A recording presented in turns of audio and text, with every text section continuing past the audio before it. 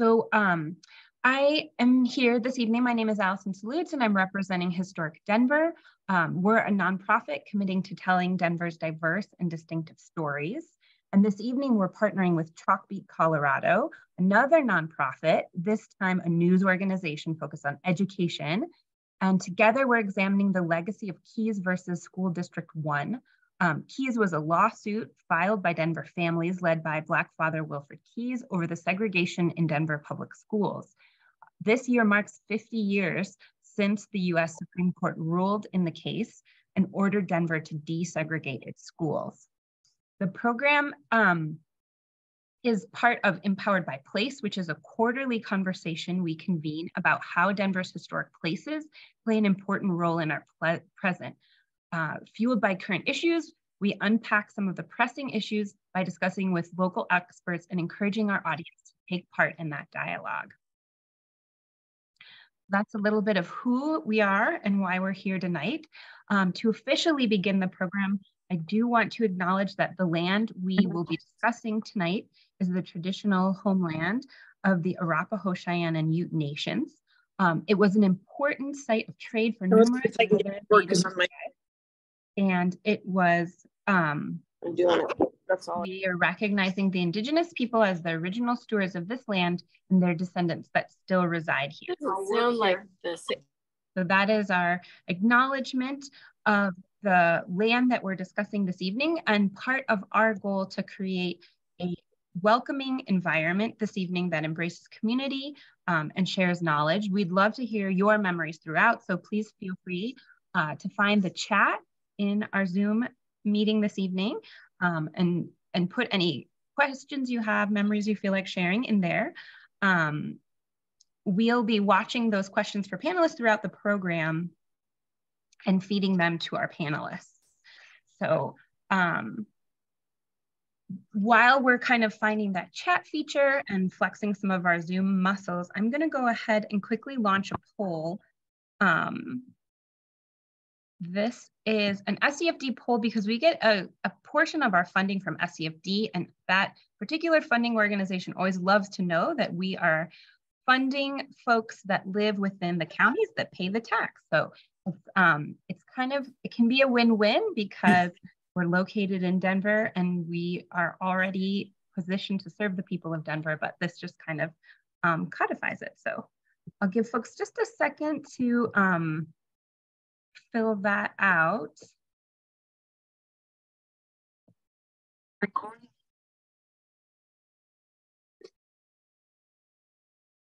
Allison, does it matter what we select for question 2? There should not be a question 2. There is a question 2, but you probably can't submit without making a random answer. Oh, I inadvertently created a question 2 somehow, huh? Where it's really important who wins. Yeah, exactly. Choice 1 versus choice 2. It's incredibly important.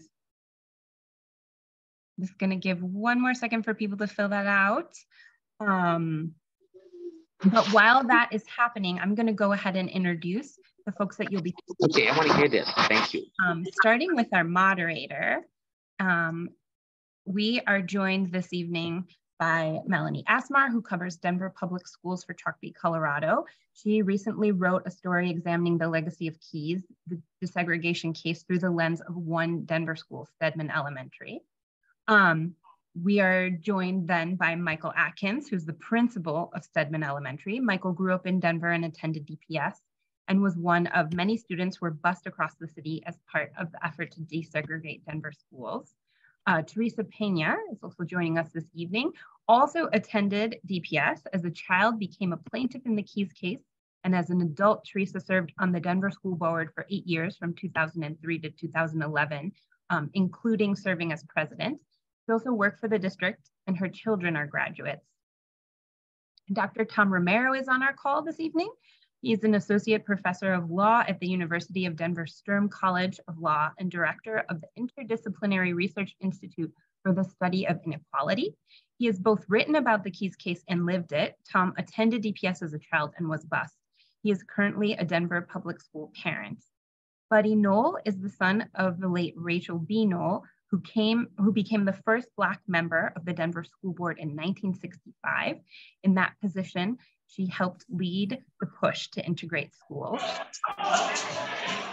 And Pat Pascoe, former state senator and author of the recently published book, A Dream of Justice, The Story of Keyes versus Denver Public Schools.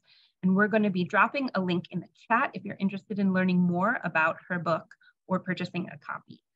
Pat and her late husband, Monte, were active proponents of integration. That is my brief introduction, and I'm going to hand it over to Melanie.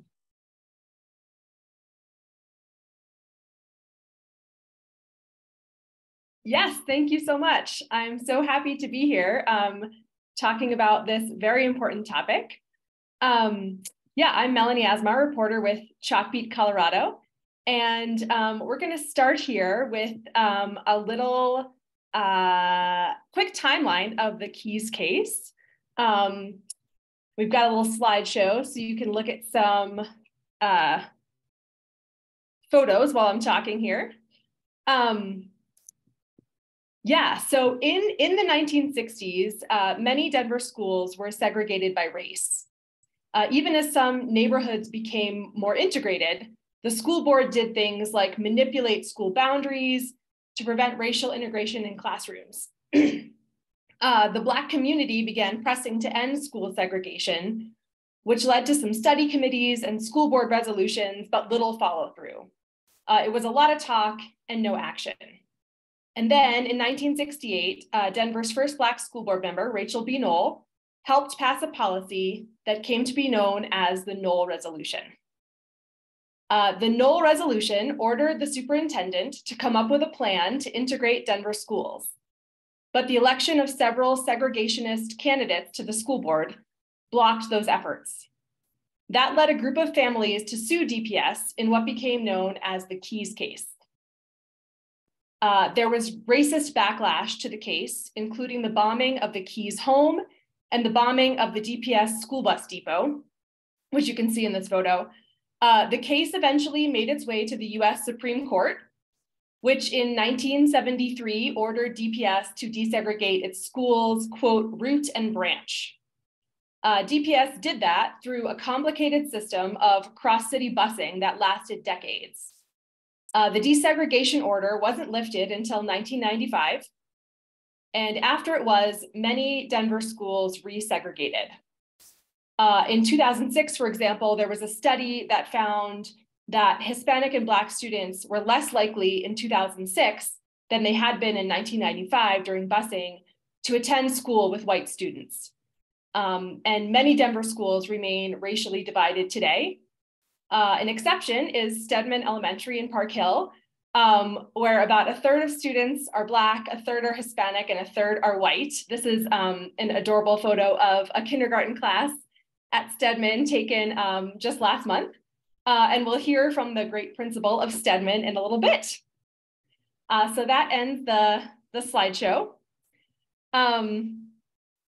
Yeah, and so I wanted to start with a question for Buddy Noel. Buddy, your mother, Rachel B. Noel, was motivated in part by her children's experiences in school. Can you talk a little bit about what it was like for you and your sister to attend DPS schools in the 1960s with regard to segregation, and kind of how did your mother explain to you what was going on and what she was fighting for?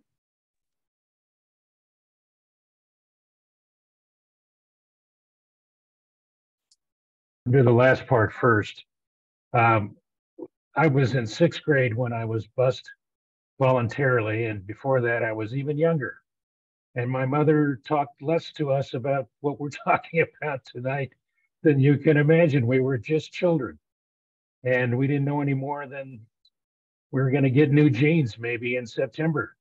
Mom and Dad handle things like a lot of parents do. We tell our children age-appropriate stuff they can digest, and it was hard enough to go to school as a kid. I remember I was scared to death of my third grade teacher. So the things we're talking about tonight, no. Not until we built a house at 26 and Adams And the school board created a optional district between Steele and Colorado Boulevard to allow that segment of the neighborhood that was certainly predominantly white to voluntarily elect to go to Park Hill instead of Columbine. And because our new house at Adams was 1 block inside this optional district, my mother decided to send us there. Everyone knew that Park Hill was an excellent school. It turned out I found out that Park Hill was an excellent school by attending only 6th grade, but my teacher was Elsie Glessner, who became the first the first person chosen as the Colorado Teacher of the Year. By that time, she was deceased, but my 6th grade teacher turned out to be the first Colorado Teacher of the Year. So I had an excellent teacher. And I was bused before the Keyes case busing order. I was bused in a situation where the school board was intentionally making it possible for white students to go to Park Hill and making the busing trip itself as much like it would be living in the neighborhood as possible. We got there early, like other kids arriving for school. We were arriving with them.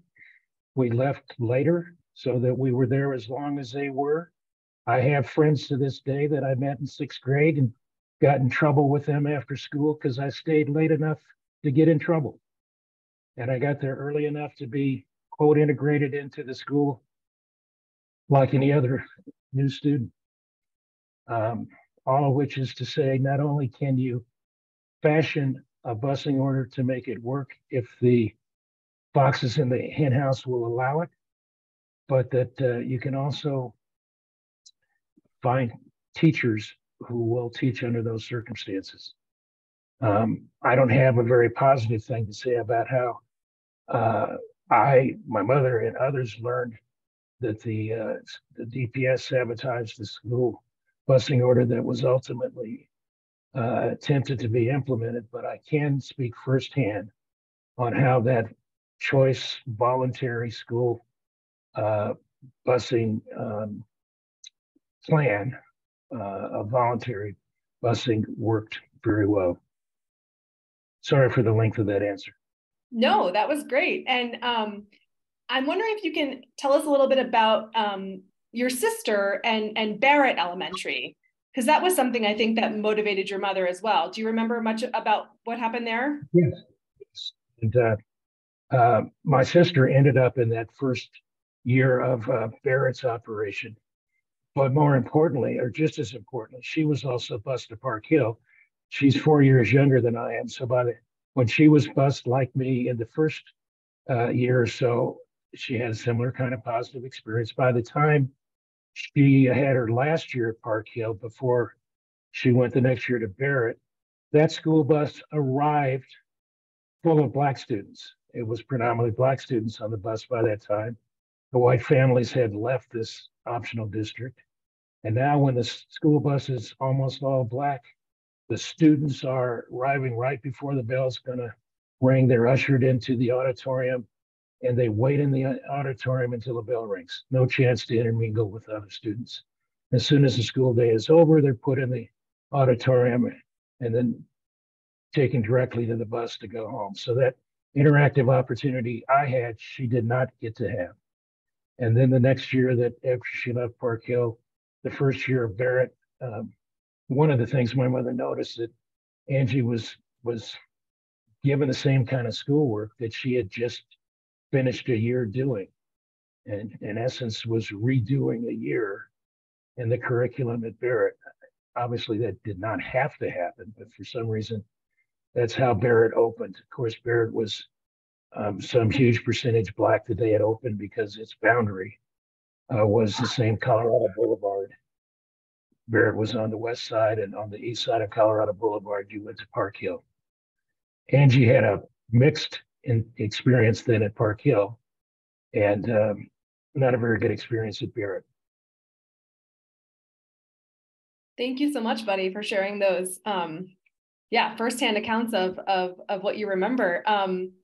I'd like to next turn to Pat. I'd love to ask you, Pat Pascoe, your children attended DPS during this time, and you and your husband were very involved.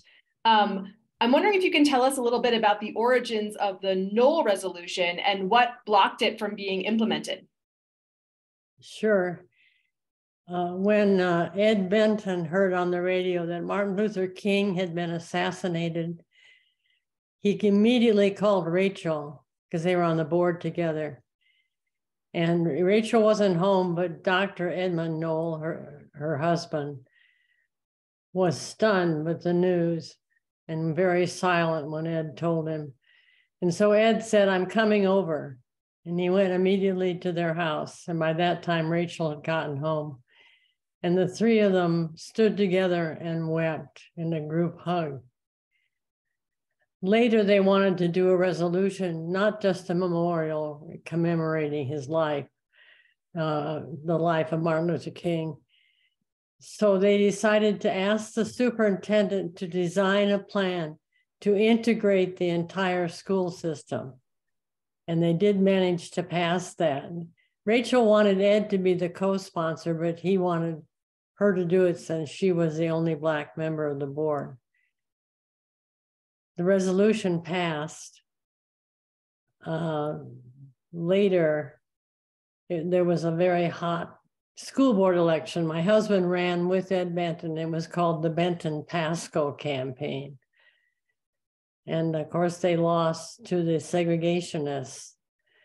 And as soon as a new board majority took over, they rescinded 3 resolutions integrating Park Hill in Northeast Denver, particularly East High School, Smiley Junior High, and elementary schools in Northeast Denver.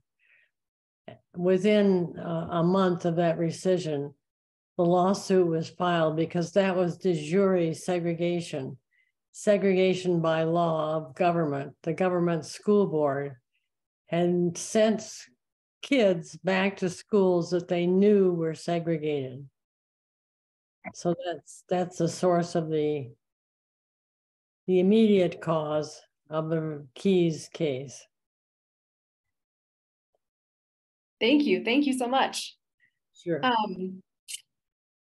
Yeah, I'd like to ask, next I'd like to ask our panelists a little bit about their experiences as children in DPS. Michael, I'll start with you. You grew up in Park Hill, which, you know, in many ways was the epicenter of the Keyes case and you know, what Pat and Buddy were talking about. Can you tell us a little bit about your experience as a child and what schools you were bused to and what was that like? Absolutely. I tell everyone that I've been a part of Denver Public Schools in some capacity since I was 4 years old. That would have been 1984. I've been part of DPS as a student, as a custodian, as a paraprofessional, as a teacher, a assistant principal, and now a principal. This is my lifelong work. I grew up on 30th and Newport, and when I was 4 years old, I went to Phillips Elementary. That's the only community neighborhood school that I attended. As I was bussed out, starting in kindergarten through 8th grade, out of the Park Hill community. I attended Bromwell Elementary from 1st grade all the way through 5th grade. And then I attended Hamilton Middle School, 6th, 7th, and 8th grade. I finished up my academic career with the district at East High School. And I can say for the most part, just reflecting on those experiences, I can remember walking to school with my mother going to Phillips. And then I can remember my elementary schools being filled with activities and my mom being involved. I remember the bus ride every single day, right? I remember the friends in the community that would go on that bus ride and we would all gather together at our academic space, Bromwell. I remember the teachers being nice in elementary school. I remember having a really good experience. Coincidentally, my first grade teacher, this relationship I was able to build in first grade with a teacher is Mrs. Brown, was Mrs. Carrie Reedland. When I was older, I, as a custodian, as I wanted to be an assistant, a paraprofessional, I remember walking into the office at Laurie Elementary as I started off one of my custodian positions, and running into my first grade teacher, which coincidentally ended up giving me a job, giving me that outlet into education. So, as I reflect on the relationships that I had in elementary, it was just such a joyous time. Fast forward to sixth grade, when I was going to Hamilton Middle School. I remember that fall getting off the bus. I remember it being rainy, a rainy fall day. And I got off the bus in sixth grade and we all lined up to go into the doors. And I remember chatting with my friend as I walked past the PE teacher. And the PE teacher said words that stuck with me. Those words were, "Here comes the bus kids." And she was so matter of fact, I didn't think anything of it at the time. It was so matter of fact that she's just having a conversation with the colleague. And I thought, yeah, we are here. The bus kids just arrived. But over those 3 years, I would come to, I would have more clarity on what that truly meant, right? Here comes the bus kids had a different connotation from where she was currently standing, right? I remember at Hamilton being segregated within the school itself, right? As one wing on the second floor was for the Hispanic Latino students, and then the Black students were on the other wing of that second floor, and all the honor classes and white students, the community students, were on the first floor of that building. And I hold on to those experiences dear because I understood then that my impact now as a leader is to build the capacity of teachers from a mindset of recognizing their implicit and implicit biases so they can serve all the different students and cultures that walk into their space every single day. So although those 3 years within my academic career sometimes was painful, it is those painful moments that I hold on to give different experiences currently to the Black, white, and brown kids that walk into my building every single day. Thank you so much, Michael. I mean, yeah, it's really impactful to hear about how your own experiences have shaped you as an educator in DPS. Tom, you were also bused as a young child. Where were you bused and what was your experience like? And why did that experience with busing end? Yeah, thank you. It's great to be here in this space, and I'm just really honored to be here with such an esteemed and distinguished panel and fellow DPSers and everybody in the room. Thank you for learning about and sharing your histories as part of this. So I have a very, Keyes has shaped my entire life.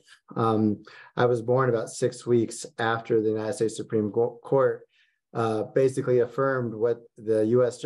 District Court did in 1969 and 10th Circuit did in 1970, which was that the Denver public school system needed to be, its segregated system needed to be dismantled root and branch. So I have been living with this decision my entire life.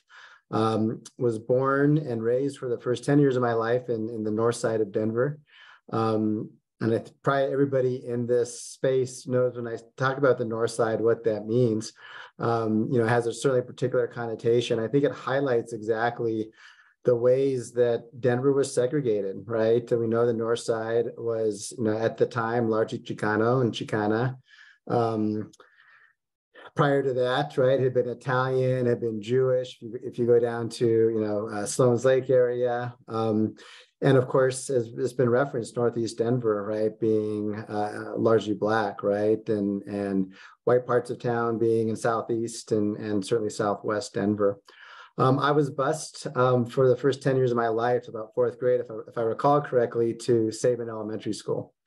And I think what was interesting and fascinating about that was there were a group of us from the north side of Denver that were bused there. There were a group of students from Park Hill that were bused to that school. But there was also a handful of students that were coming from what would be for those of you that know your Denver geography, Southwest Plaza, Grant Ranch area. And so it was a really interesting mix where everybody was being bused into what was then a kind of a relatively new school. It really shaped in many ways, I think, a couple of things, from my own vantage point. One, just the normalcy of being in an integrated classroom, right? It was not a strange experience to see many different faces and people from different backgrounds, different faiths, certainly, different experiences, sharing the same learning space and trying to figure out what that meant as certainly as a young adolescent. The second piece I would say is that the idea of moving and not being afraid to move outside of your neighborhood became normal for me. It was certainly my experience. I said I was being bused till I was about 10 years old for a variety of reasons. Some of it was connected to the fact that my parents were always having to pick me up at Sabin because I would stay after school for various reasons. I was winning all these book awards, and I would be having to come home with all these things that I couldn't carry on the bus. And my parents had to come pick me up every now and then. And so they ended up actually moving out towards the Southwest Plaza area. And the interesting thing there is from 10 years old on into high school, I was bused in those schools, probably about the same distance because of the lack of infrastructure that was out there for schools. So again, just being on a bus, that was normal, right? Whether I was in DPS or in the Jefferson County Public Schools. But it really gave me an appreciation about the importance of moving outside of my neighborhood, transcending boundaries. And it's certainly something that has stuck with me. Certainly beyond high school and certainly as I was in different spaces. And I think just to emphasize, I don't know if it was luck, timing, the teachers, but always in every grade, having teachers that took an interest in me, always having an appreciation of the hard work that teachers have done in these spaces to lift, those of us up and to help us imagine different futures, right? To the point that, I being a first generation college student, it wasn't, it was because of these experiences and very early on that these teachers were planting the idea and the seed of going to college, and then kind of moving beyond that. And the final point I would say about that is when I went to college and I was a history major as an undergraduate. And I had all these questions about growing up in Denver and, learning about things like the Chicano movement, things that I knew about from my family and from, things that were happening at the kitchen room table, or certainly my parents were active in a couple of different ways in the labor movement as well as the Chicano movement, but not really understanding it as part of formal education. And then, of course, coming to learn of the way that different parts of the Mexican-American community and the Chicano movement had been engaging with the Denver public schools in the 1960s in different sorts of ways. And the idea and the push for integration, not necessarily being about busing, but about having things like bilingual education, right? Chicano studies curriculum. And so that certainly is, when I was an undergraduate, I wanted to learn more about that. And that drove me to this path where I became a professor. Thank you so much. I didn't know that your life coincided so closely with the Keyes case. Yeah, Theresa, I wanted to ask you a question next. You were not bused as a child, but other children were bused into your school. And you've said that was a positive experience. Can you talk a little bit about your experience as a child in DPS? Yeah, so Melanie, I was looking at an old Chalkbeat article where I'd written in kind of what my experience was. And my brother and I grew up in Park Hill, right near on 19th and Cherry, so just down the street from Montview Presbyterian. So we went to Park Hill, Gove, and East. We were at Gove when it was a junior high school. And so we were able to walk to all of our schools. And we were one of the very few Latino families that lived in that part of Park Hill at the time. So our experience, I think, was colored as much by the fact that my parents were DPS educators and very involved with DPS, as much as it was the quality of schools that we were attending. And so my brother and I would say, just like Buddy and Michael and Tom have, that we experienced kind of the best of what busing offered. But I've learned over the years, for every positive story that we've all shared, that there were these contrary stories where students really failed and that the busing took a lot out of them. And so, I mean, I don't want to paint this picture as like busing was so great. It was great for some people. It was also really terrible for a lot of people. And what I knew from my father, who was very involved with this work, is that Latino families, it's interesting to hear you talk, Tom, because Latino families on the north side, several of my colleagues that are a little bit older than you and more my age had really negative experiences. And what my father has shared is that historically Latino families, as a gross generalization, wanted to keep their kids closer to home, and they wanted to be able to go see them, and they wanted to be able to go to school and engage with the community at the school. And so when kids were bused so far away, it was quite a hardship. So while my experiences were so positive, and certainly I think there's been some research. I think my friend Ellen Gottlieb, when he was at Piton, had worked with the Civil Rights Project out of Harvard. And in 2006, they published a study. And while the academic results were mixed to a little bit positive, I would say, for busing and then post-busing, what they found is that the non-academic benefits were harder to quantify, but also subjectively very positive. And I think that's what you're hearing from Buddy and Tom and Michael and myself say, that those were great experiences. At the schools that my brother and I attended, white kids were bused in, predominantly, I think, from Southeast Denver. So kids from TJ were bused to East, kids from Merrill were bused to Gove, and I don't know where people came from Park Hill. We walked. But I mean, I really just think it's really important to honor the pain that a lot of families, like I'm thinking of the Haynes family who I grew up with, and they were bused to, it wasn't Bromwell, maybe it was Corey, but the pain that they suffered as being Black, actually biracial kids, but Black kids in predominantly white schools was really harmful. And because of their family and their community, they were able to overcome that. And so many of our kids did not have that as a gift. And I'm not sure a whole lot has changed, that if you don't have a teacher or a family or a community to be that support net, we have a lot of kids that are still suffering those consequences. It's just different because they're going to segregated neighborhood schools. They're not being bused out of segregated communities. Yeah, thank you so much, Theresa. We, the Chalkbeat story you referenced, we did that several years ago. I think that the subject of, quote unquote, busing had come up in a presidential debate and was kind of, being talked about nationally. And we had solicited, sort of recollections from the Denver community. And I would say, it was very mixed, the responses we got, positive experiences and a lot of negative experiences. Yeah, a lot of racism that students experienced in the schools. But Theresa, I wanted to stick with you and ask you a little bit about, your family joined the lawsuit and you were listed as a child plaintiff. Can you tell us a little bit about why? And I know it has to do with your father, Bob Peña, and his involvement in the Congress of Hispanic Educators. So can you tell us a little bit about that? Yes, so my father was a social worker in Denver public schools, and he and other Latino educators, Mexican-American educators, started the Congress of Hispanic Educators. And so in 1974, Ched joined as a plaintiff, and my brother and I were named. And it was in part because it was, I think, kind of the legacy of where Denver was. And just for to set the foundation, in 1968, there were 63,000 kids enrolled in DPS. 66% were white, 14% Black, and 20% Latino. In 2019, it's 25% white, 13% Black, and 54% Latino.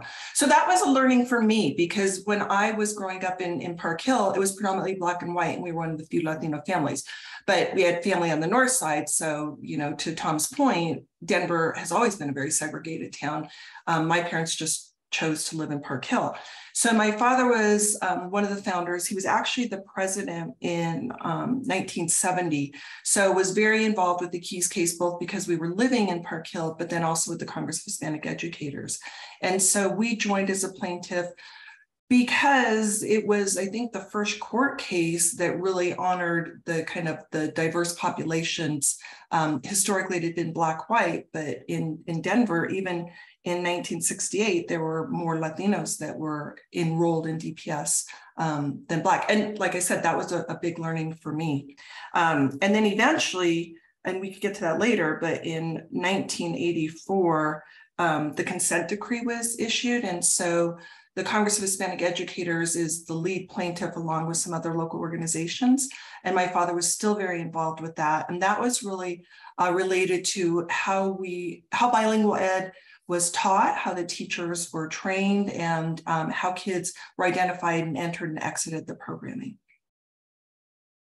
But I would say, just from a family legacy, that education was, both my parents were DPS educators. And so in the same way that Tom talked about kind of the intersection with Keyes, education and education advocacy was something that my brother and I grew up with.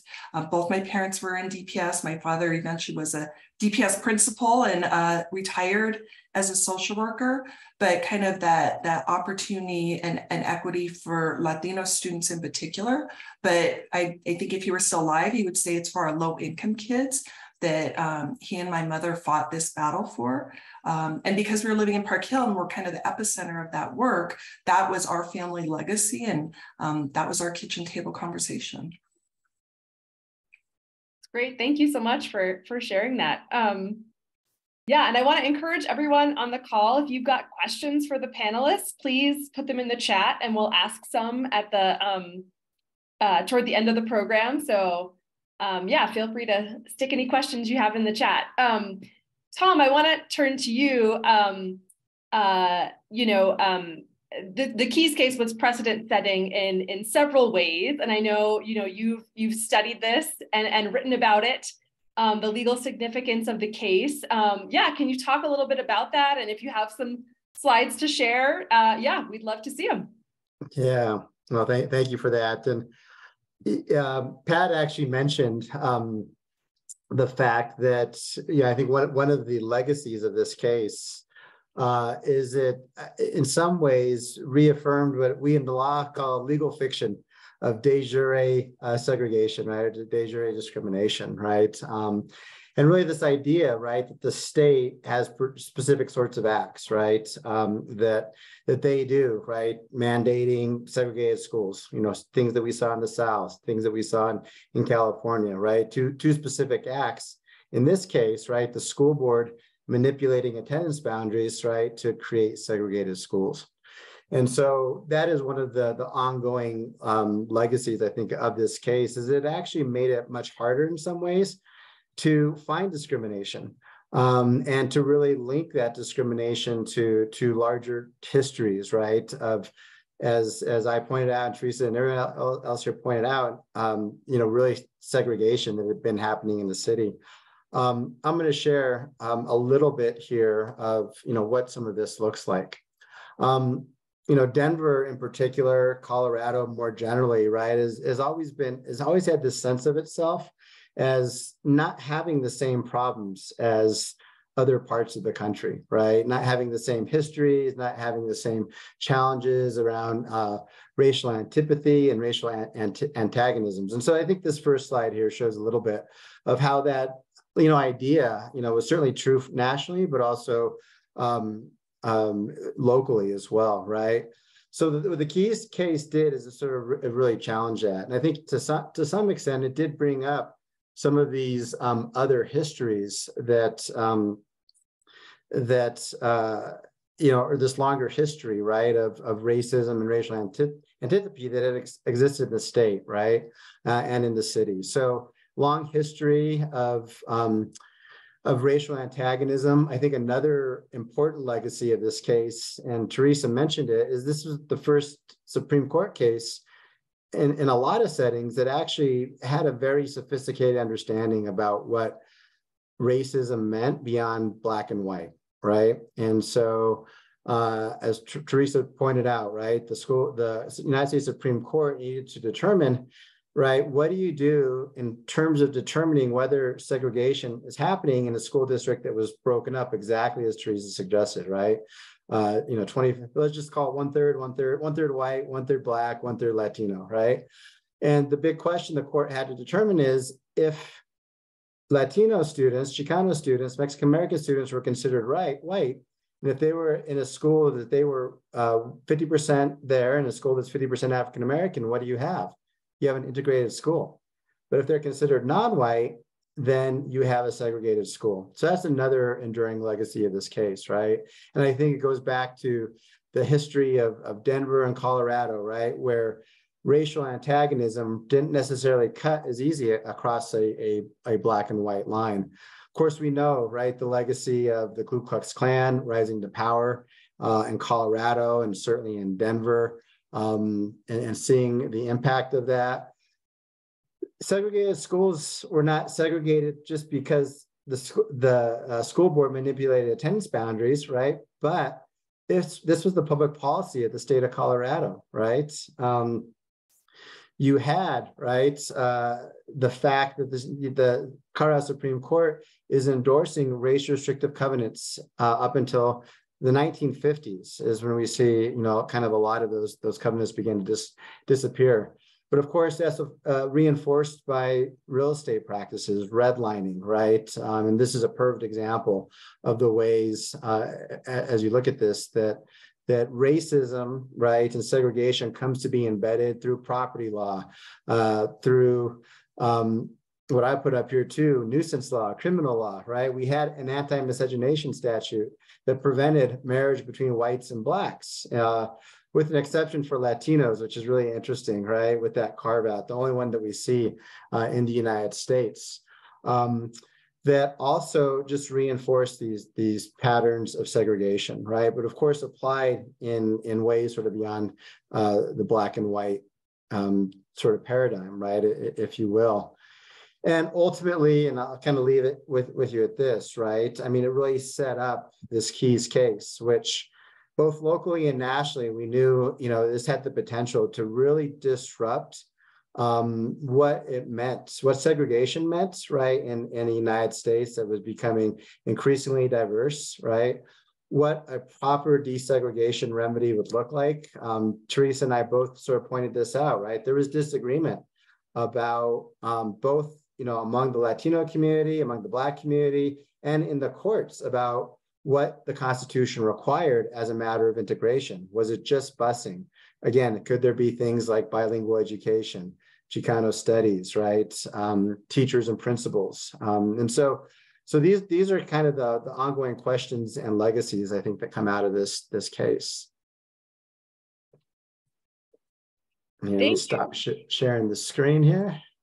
Sure, yeah, thank you. And this was the first, quote unquote, tri-ethnic case, is that right? That the Supreme Court, can you talk a little bit about that and about how it was, I think the first desegregation case outside of the South? What was the national significance of the Keyes case? So that's exactly it. The Supreme Court actually made mention of this fact, and actually drawing from the district court case that took place in Denver in the 10th Circuit, noting exactly the fact that Denver was segregated, right, among white, Black, and Latino.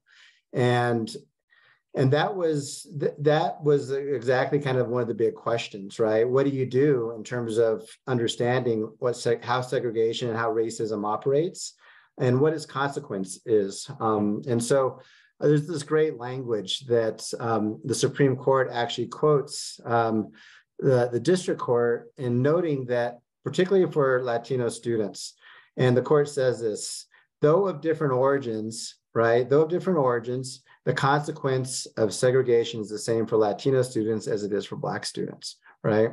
And so this meant going to schools that you were usually older, had substandard facilities, right? Had, didn't have a college curriculum education, right? More vocational training, right? And so this was a piece that ultimately, right, as again, the kind of nationally as the United States, as neighborhoods come to sort of think about what race and racism means beyond a Black and white color divide, right? It's the Keyes case that is often referenced and referred to in understanding, though of different origins, the consequence of discrimination is the same.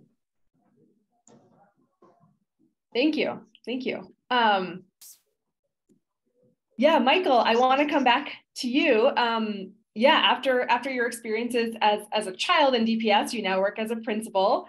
And as I previously mentioned, the demographics of Stedman make it somewhat of a rarity in DPS. Can you talk about the work that Stedman is putting into preserving the integration and how that work has been shaped by the Keyes case?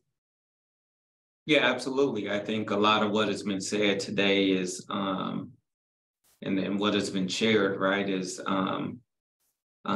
overt versus covert racism, right? And how do we fight that, and how, for the most part, Denver was looked at a space where it was welcoming and really embraced the different people within those communities. But then we have covert racism through policies, right? So I think when we're thinking about redlining and how we got here and some of the bad practices, to shift that, we have to use policy against itself, right?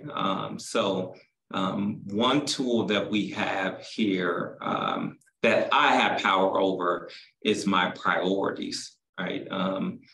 District operates out of school of choice, and that means that any family can choose a location, and then the school, the school board, the Denver School Board sets the priorities for the traditional English programs, right? But at Stedman Elementary, I have a Spanish immersion program alongside my traditional English program. So that allows me a little different nuances and power over policy that I can start to shift, read my community, what's going on here as far as gentrification, who's moving here, who's living here, what is my FRL within my community, what does my boundary look like? And I can start playing with my choice priorities in a way that that's a decent predictor, right, of what families have access to this building, right? So I use those choice priorities to say, oh, the neighborhood is diverse or the neighborhood is not diverse. So I'm going to say students who reside in Stedman's boundary has first priority, right? Then I can tag FRL onto that as well, right? So I am trying to use policy to keep the amazing diversity that we have here at Stedman, from transcending policy in a way that benefits students and honor, right? Like the whole thing, what I've heard here tonight has just been so powerful, right? Like the Noel resolution and how that came from the assassination of Dr. King and pushing that dream along and all of these things that took place to make sure that we have access to the spaces that we truly want and the spaces that we truly need to be able to build capacity, right? To share culture, nuances, and safe, methodical spaces. So that's what we need to continue to push, right? On policy that have pushed covert racism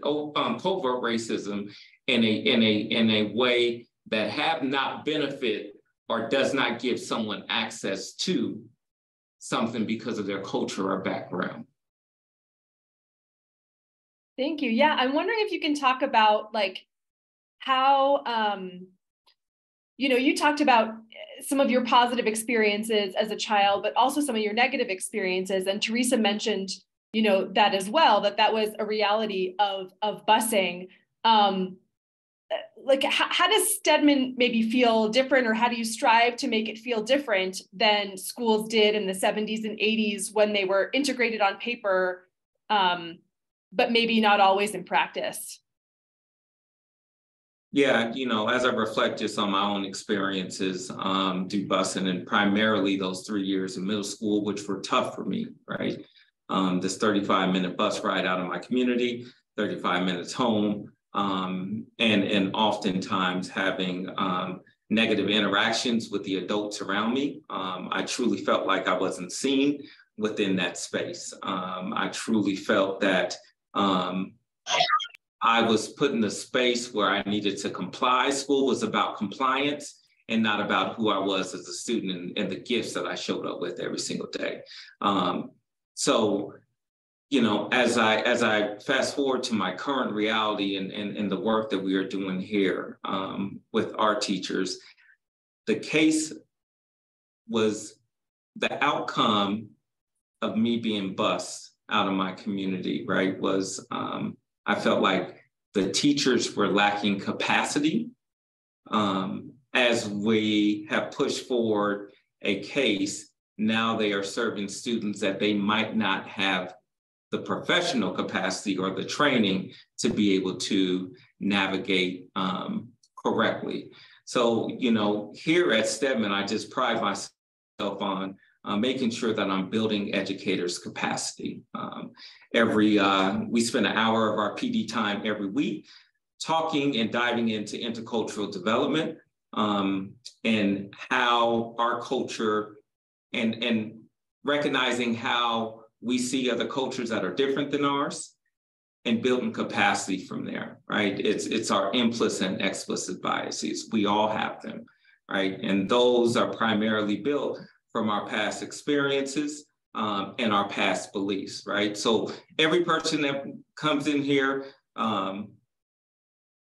we recognize that, like, first and foremost, as an adult, we have these implicit and explicit biases that could either push a child along in their academic career or hold them back, right? And if we look at our academic data within not only the state of Colorado, but in the United States, right? Who are being impacted negatively by teachers, educators, implicit and explicit biases, right? It's Black and brown children. We could safely say that. So we really work with our educators to understand that our job is to see students in a way that creates safety amongst the confinements of their halls. Right? We shift the language that we use. We don't say my classroom, we say the student's classroom. It's not the principal's office, it's the student's office, right? Because once we start holding ownership of it, now I put my culture and my rules and my laws and regulations within the space, right? We talk on a regular basis about our implicit and explicit biases by reflecting on our past experiences and our current experiences with our students, our families. We ask ourselves constantly the why, right? Why do we have this gap? Why isn't this student passing, right?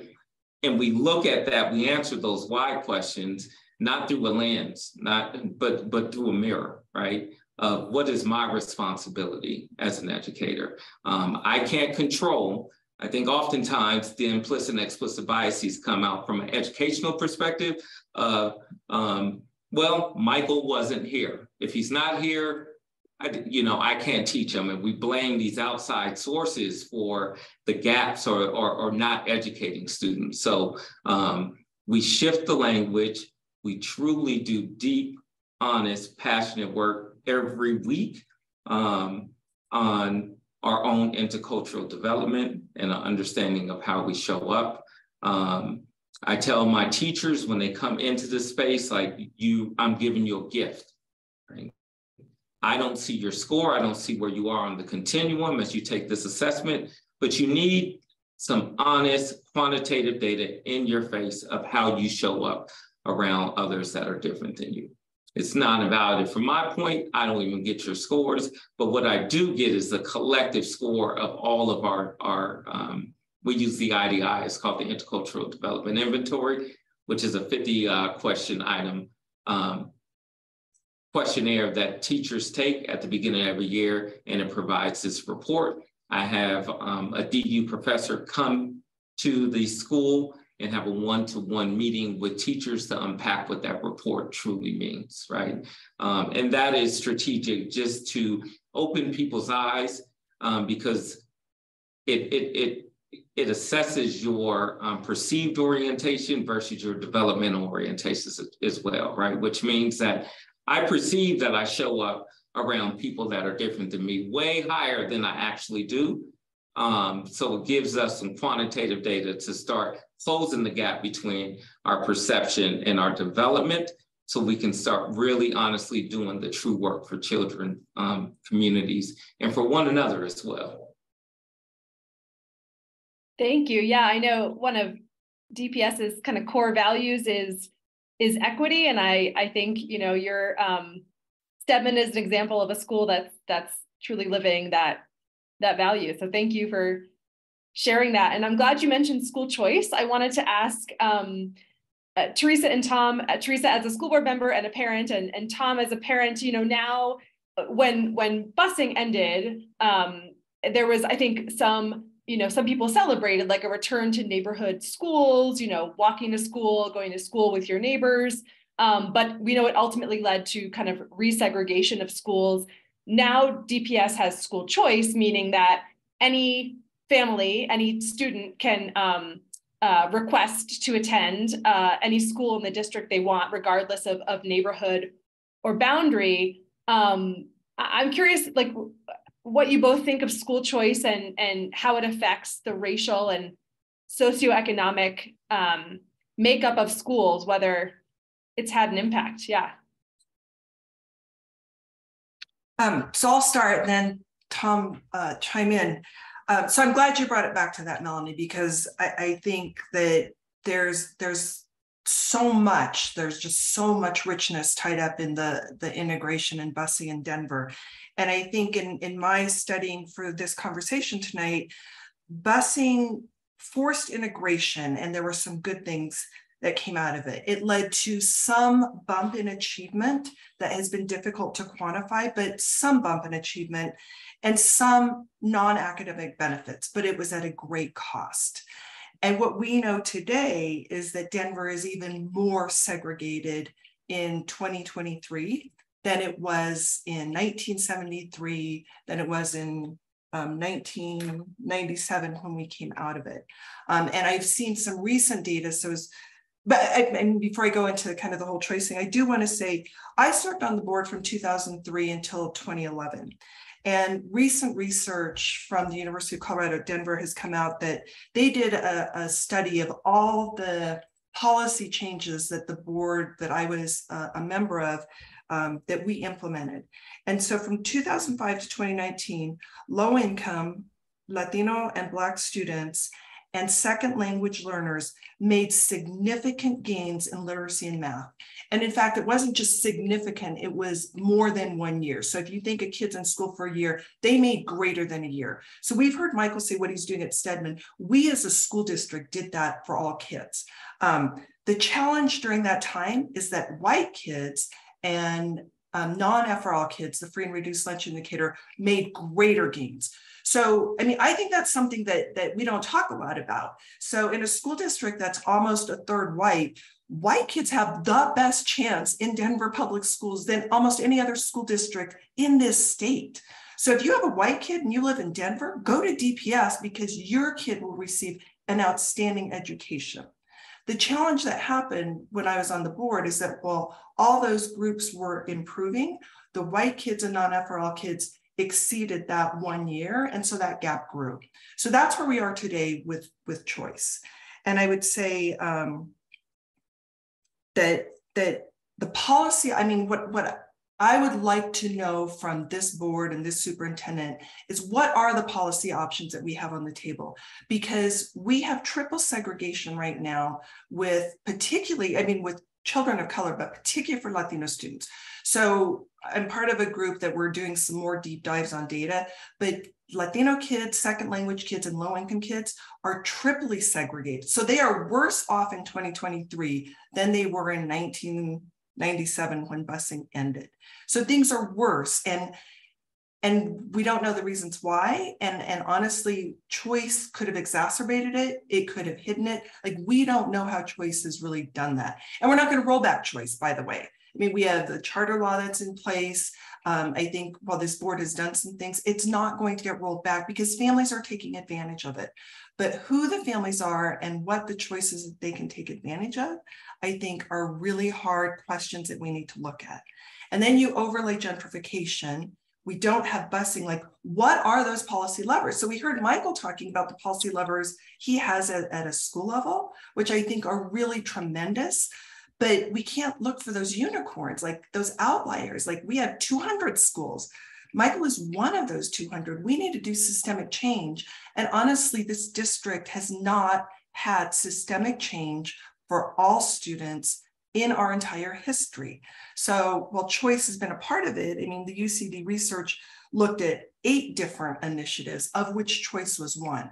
So I think it's hard to isolate one key policy implication without looking at all the other ones, because they all come together at a school level that Michael's talking about. So like, Michael could do certain things because of student-based budgeting. If he were at Bromwell, he may not have that opportunity.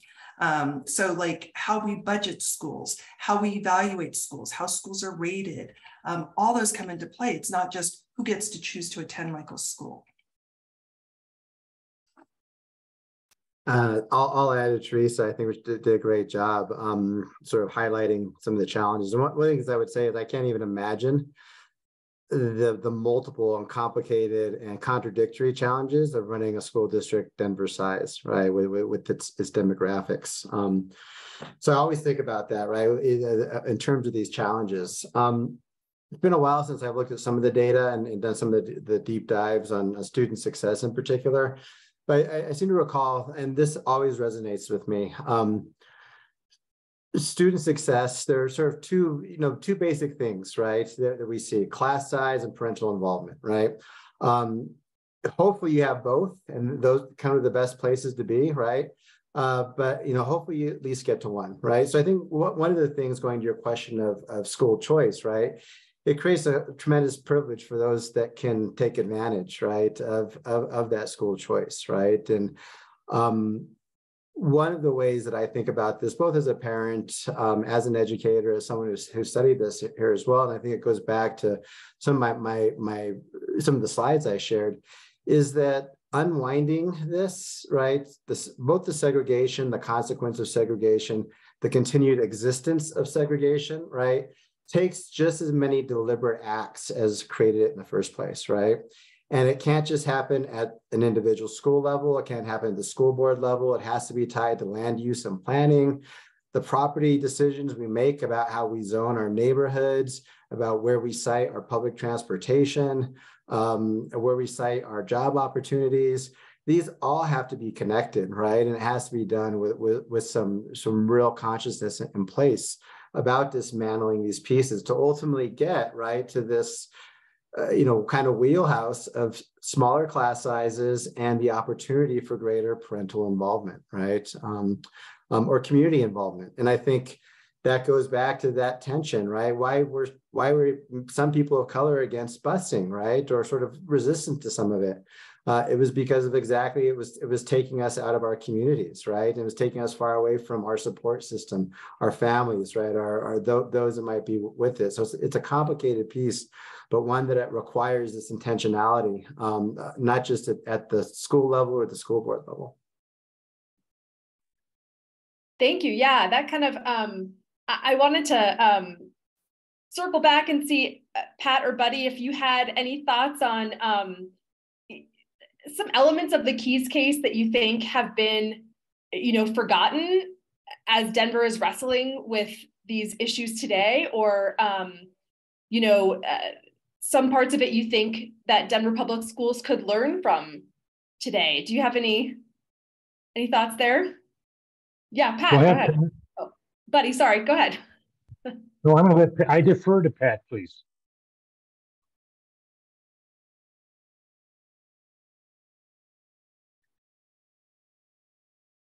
Pat, you need your mute.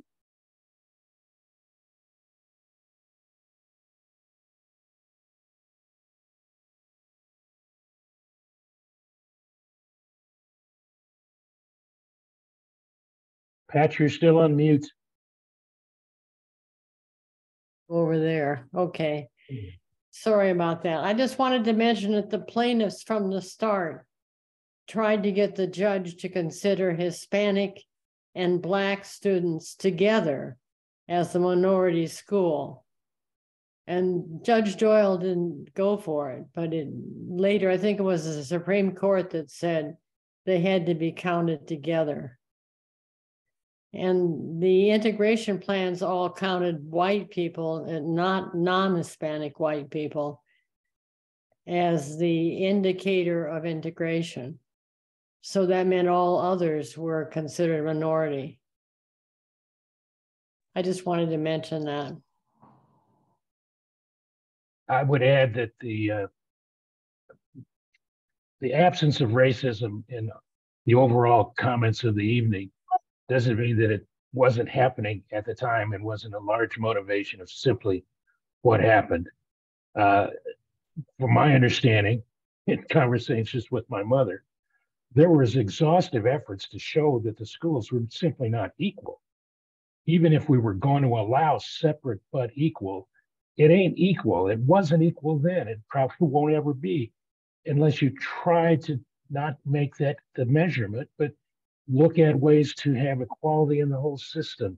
Equity of opportunity, equal educational opportunity for all children was what my mother was trying to say. But at the time, it's simply the initial impetus was at my school, even if I wanted to stay in my neighborhood, Mr. Carroll or Mr. Southworth, my school is not equal. And the board didn't start from the beginning with a premise of even trying to do that. So I didn't mean by my comments to say I had a good experience in 6th grade because of the Keyes case. No, I was before the Keyes case. That's why I had a good experience. Those who were bused under the Keyes case had their experience affected by a board and an administration that sabotaged the plan. It didn't get its full opportunity to succeed. And that's all I got to say. Thank you. Do any other of the panelists want to jump in? We have some questions from the audience, so I can get to those too. Yeah, we have a question here from Fred. Looking back over the 50 years, did the Poundstone Amendment influence the trajectory in a significant way?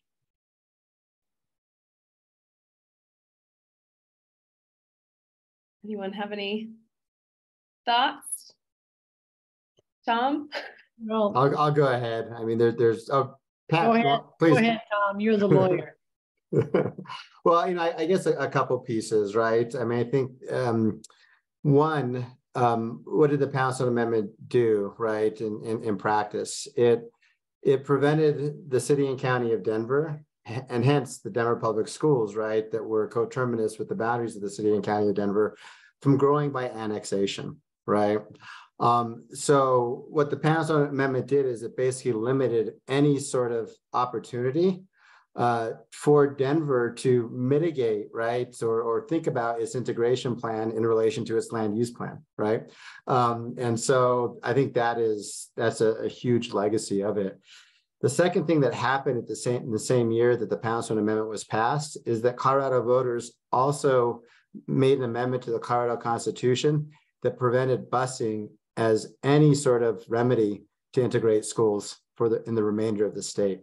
So basically what did that do is it contained busing and any sort of attempts to integrate to the Denver public schools, to the boundaries of the city and county of Denver, which could no longer grow, right, unless it went through this onerous sort of annexation process. And then it prevented busing, or really what I would say stifled further discussion in other school districts about how to integrate schools throughout the state of Colorado.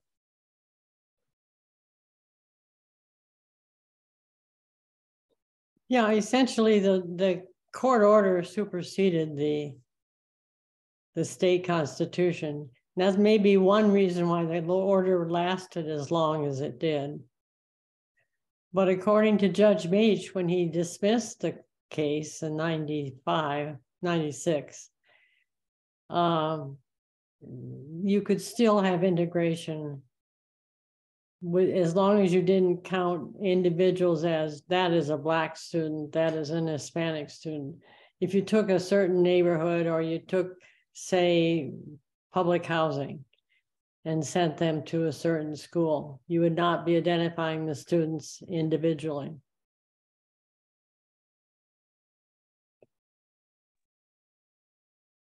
Thank you. Yeah, there's some other comments in the chat that I want to see if that sparks some discussion.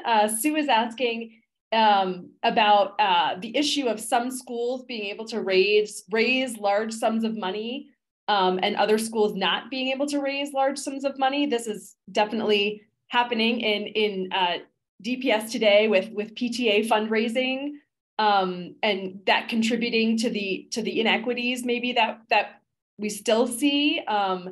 Anyone want to talk about that? Michael, maybe anyone want to chime in on school fundraising? Yeah, I think it allows for opportunities for us to create advantages for things that we're passionate about, right? I think everyone has shared here that one thing that we need to do a better job of is aligning policy that gives everyone opportunity, right? And when we talk about opportunity, we have to set a bar somewhere to make sure that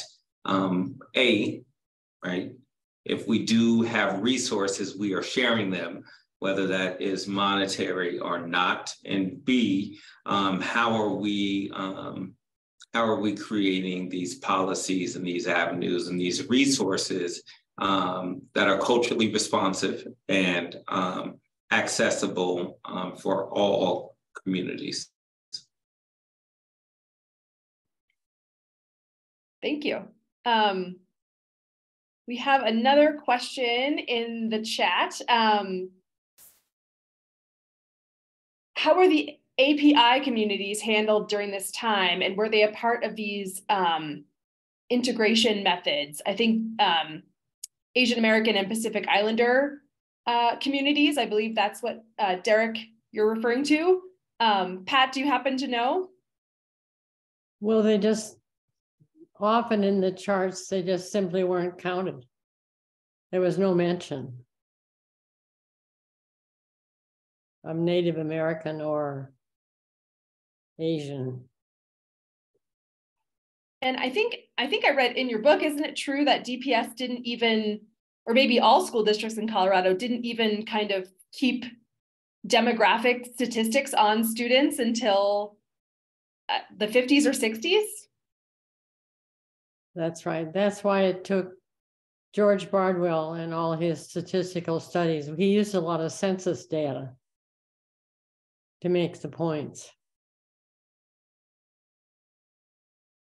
Yeah, and Tony's asking in the chat, wasn't that part of the original suit, the inequitable resources? Was that part of the original Keyes lawsuit looking at like teachers or the teacher experience or materials that were inequitable between schools? Right, but a lot of that data was collected by George Bardwell, and there were informal counts which were not published. Principals knew what their proportions were, but they weren't published. They did not publish achievement scores till 1968. Wow. Yeah, that seems like today, when so much is based on data, that seems unthinkable in schools today. Yeah, anyone else have any other questions to throw in the chat? I think, yeah. Melanie, can I want to circle quick back to the question about Asian Pacific Islander students too. And I think this goes back to Theresa's father and family. We know that there was the language consent decree that ultimately emerged right out of the involvement of the Congress of Hispanic Educators, which I believe is still ongoing. I know in the last time I checked, right, it's still part of the Keyes case. And to the fact that there's 80 plus languages spoke right in the Denver public schools, and many of those come from Asian Pacific Islander families and communities. I think that is a piece, right, and an ongoing and important legacy and still requirement of the Keyes case. Yeah, thank you for pointing that out. Right, busing obviously ended a couple decades ago, but one piece of this litigation that is still alive in the district is the consent decree requiring bilingual education for Spanish-speaking students, and a lot of requirements around what that looks like. And as Theresa said, that grew out of this case, and that is still a federal requirement that DPS is under. So thanks for bringing that up. Yeah, I guess maybe to end with, for the folks on this call, would love to hear thoughts from the panelists about what do you think Denverites can be doing to kind of promote equity in schools today? Denver's no longer under a court order, but what should the district be doing? What can residents be doing to promote equity in schools?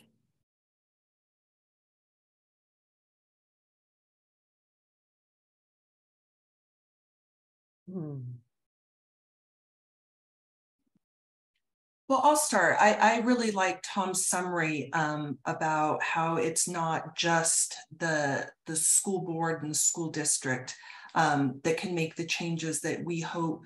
I mean, if our goal is that all the kids start at the same start line and really have the same opportunities, then it's going to take more than schools. And so we have a city election coming up with a big turnover of a lot of city and council members, a new mayor, and while they don't have jurisdiction over DPS, they can be very influential in many of the policy issues that Tom was talking about in terms of property and transportation and job opportunity. Those all have a huge impact on the school district. School board elections are coming up, but I mean, when only, I think it's like 1 out of 8 people even vote in school board elections. Like, I don't think that people fully appreciate how important a thriving public education system, a K-12 system is. And again, we keep seeing the statistics that we're importing highly educated people to come work in Colorado and in Denver in particular, as opposed to homegrown talent. And so I think people understanding the role of a thriving, high-performing K-12 system, which Denver has never been. We keep kind of tickling the edges, but we have never created a high-performing system for all students, and particularly our Latino and all of our children of color, and in particular low-income kids. So I think voting does count. I think a high-performing democracy relies on a high-performing K-12 education. And we don't have that either locally or nationally. And so I think paying attention, and it's not just getting involved in your local schools, but it's really being involved in both this city council elections, the mayor elections, and the school board elections.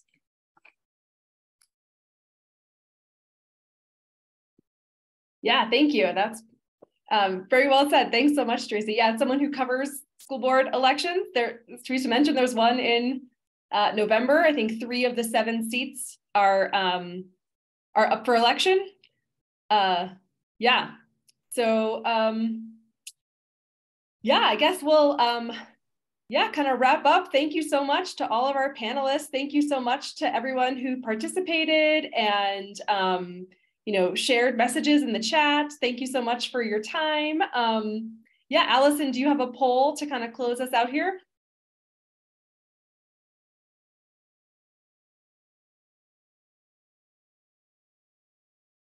Sorry, I'm incapable of doing 2 things at the same time, but I did just put a link to a survey. This is a part of a program that we offer quarterly. So we do have our next one coming up in May, but we always want to know what your thoughts are about our program. So it's a very short survey, but trying to get at, let us know how we did tonight. We take all of this response very seriously and use it to improve future programs. So you'll find that in the chat. And yeah, just really thank you all for being here. Both the folks that shared personal stories in the chat as well as everyone that spoke this evening. Such a wonderful discussion. Thank you, everyone. Have a great night. Thank you.